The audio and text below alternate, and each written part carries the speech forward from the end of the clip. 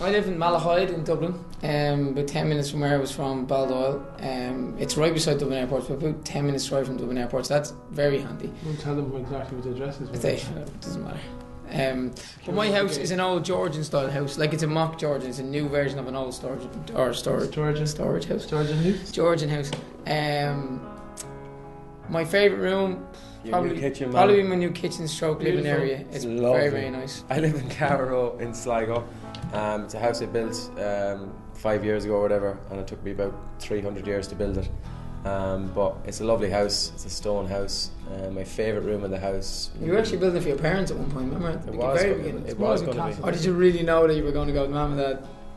You go into that one? That was it, wasn't it? You were going to live in the top floor at one point. I was going to live in the top floor, and then all of a sudden it took about 300 years to think, and all of our family got married in the meantime. So divorced, everything happened. All that jazz happened. Only joking. But yeah, it was. It's a lovely house, and my favourite room in the house is probably my dining room.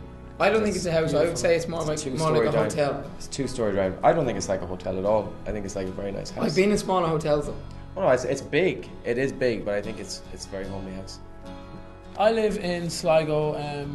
I've got a house that I bought a few years ago there, and my favourite room in the house it's kind of like a room down the hallway, halfway down to the bedroom, and it's kind of like an office come sort of makeshift recording studio thing where I've got everything set up on my computer, the speakers and all that, and I probably end up in there most of the time when I'm at home, whether I'm emailing or whether I'm just messing around writing or whatever, doing something creative. It's my little kind of creative room, and I just go in there and sit there for hours on end.